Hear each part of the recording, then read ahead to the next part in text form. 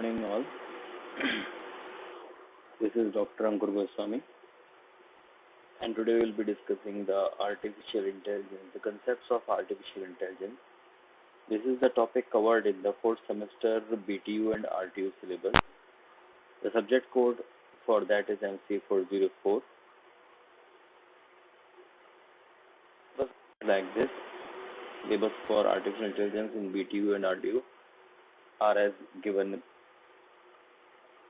We will be discussing today the concepts of intelligence, an overview of artificial intelligence, the AI problems, what is an AI technique, and characteristics and applications of AI, general problem solving, production system, control strategies, forward and backward chaining method, exhaustive searches, depth first search, breadth first search, and so on. But we shall start with concepts of intelligence, and likewise we will be slowly progressing through the topics of intelligence. Our Hindu mythology says that there are 3 types of dosha or tapas that make the person understand or make the person intelligent, skillful and knowledgeable. Our Hindu mythology says that there are 3 types of taps: adhi devik, adhi dehik or adhi bhautik. So adhi dehik means that has been created by the body itself or itself, a human being. Adhi bhautik means that is materialistic, the intelligence that comes through others or material things. And the third one is adhyatmic or adhi devik, that means that come to us by the virtue of God and our concentration towards that. Likewise, Nicole Micheville also states the same thing in other manners. Kinds of intelligence, he says that the intelligence is the understanding of the thing for itself and the understanding of the things through others. And third one is the understanding of the things neither for itself nor through others. So there are 3 kinds of understanding as stated by the Nicole Micheville, is understanding the things for itself, by itself, self-learning, or the things happening to itself. If he understands the things and decides accordingly, that is the understanding for itself. Understanding through others, that means the problem is not solved by you, it is just seen by you, that has been happened to others. So you have got an idea and you have the solution that is used by others and you have just gone through that solution. So the third one is understanding neither for itself or not through others. So it may also rise, but nowadays it is very less in practice. So we shall concentrate upon understanding the thing for itself, by itself. As our definition suggests, that artificial intelligence is the study of how to make the computers do the things which at the moment people do better. The man or humankind or human being do better. So this is our goal, to make a computer or the system or the embedded systems, because only a PC cannot do all the things.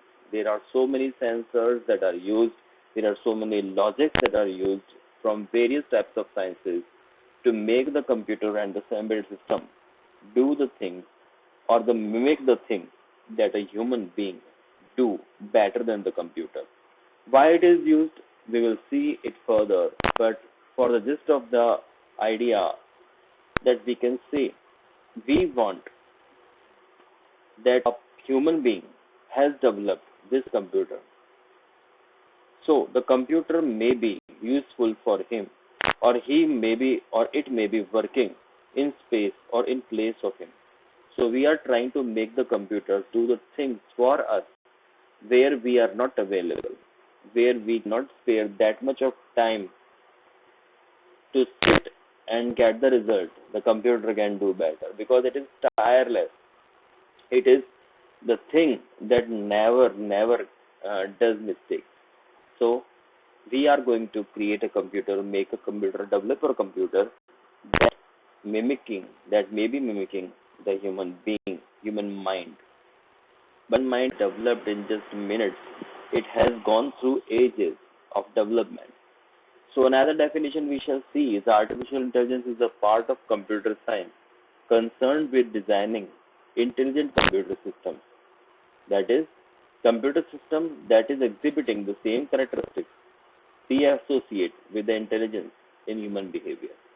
So understanding languages, so the computer system must be understanding languages that human beings do speak naturally, and he must be or it must be learning via the inputs that has been given to it by means of language, by means of coding, by means of other type of sensors. So it should be able to reason the thing and just give the decision rationally and solving the problem very accurately, perfectly, tirelessly. As an example of intelligent action, we must say that very few action we have been taking that. We are having our friend's birthday and I want to buy or purchase something for him to celebrate the birthday and to gift and present something to it, something to him, my friend. So how my mind gets the information and how it processes the information, how it reasons the information and reach up to the goal is our task that we want that the computer should do for us. As an example, if I want to go to the market and my friend's birthday is in the evening, so I shall purchase for him a music CD. Why music CD? Because with the previous knowledge, I know that he loves music. So there is an information that has been processed in our mind. So I would buy a music CD. Then a birthday present for the gift or for the friend. And this month's magazine I have also not gone through. So I also want to purchase that. And what I am going to prepare for tonight's dinner. So I should be buying all these things. But for that, my mind reasoned so many other things. So what present do I get for my friend? I know that he likes A.R. Rahman's music, and I know that A.R. Rahman has new CD out today. So I decide to get that CD for him because I know that he might not have been that having that CD with his collection, and neither I do have that CD. So I must present that CD for him, his surprise. What cold drink do I get? I am going to prepare pizza. I am cooking pizza with the black pepper tonight. So a good chilled Coke or any cold drink would be very nice for the order. A Pepsi would be nice. So I shall purchase a Pepsi or Coke. So what reasoning has gone on us so far? First of all, I know that my friend likes music. And recently I have also read some news group internet that A.R. Rahman is just launching a new collection of the music out. And the fact that it is new means there is a good chance that he does not have it already. So he may be surprised for my gift, with my gift. Also, I do not have it, so I can tape it, so I would have to purchase it. I know what meal I intend to cook. I am cooking pizza, as I have already told. Cold drink goes well with the pizza. I know that the Pepsi and Thumbs Up is a nice cold drink, so I should purchase any one of it. Then the reasoning process, understanding how intelligence works. Till this time, what reasoning has gone now? We have now decided that I am going to purchase the music CD for my friend's gift, and I'll have to purchase one magazine, and I'll have to purchase one Coca-Cola or cold drink. So I have now decided which stores to visit and my basic route. This is a planning problem. So I must decide a route that is more suitable for me to purchase all the things via route. going through that route, passing through that route. This is basically a search problem. There are a variety of possible shops available there in my route, so I will have to choose one of them to allow effective shopping. A lot of knowledge has been used for that purpose. The location of the shop, what they stock, and how cost effective are they, general prices for that particular item that I am going to purchase, whether it is okay to buy from that place or not. So there are so many numerous reasoning are going again and again continuously in my mind. So we have used this knowledge to help us select our shop. Generally, unconstrained search is very hard or difficult. A hallmark of intelligence is the use of knowledge to make such problems more tractable. So I should say that if I would have unconstrained search with me, like if I know that my friend loves music, but I don't know which music he likes the most, like A.R. Rahman or any other player or composer he might be liking or loving. So I would have a numerous choices, lakhs of choices, out of which I will not be able to decide which music CD I should purchase.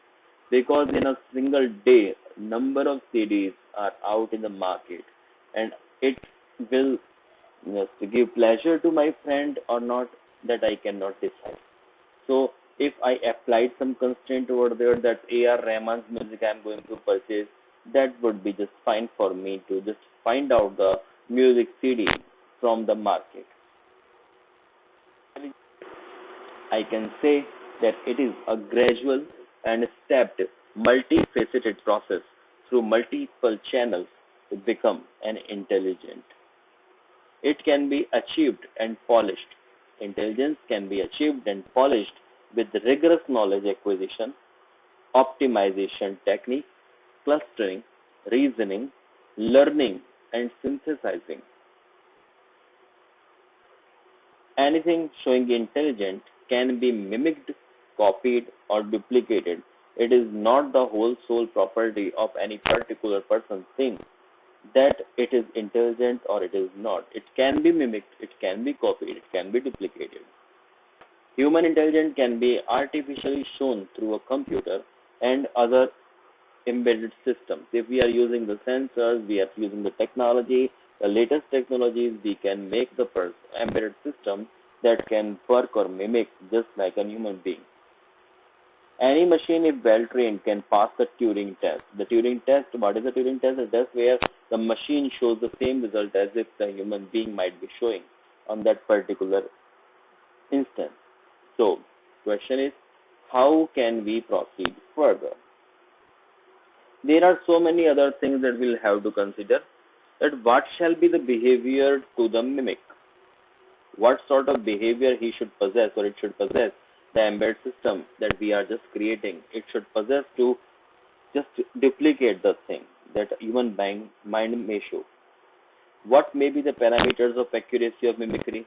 How can we decide now it is accurate mimic of that particular human being intelligence? So what are the parameters that we should concentrate upon?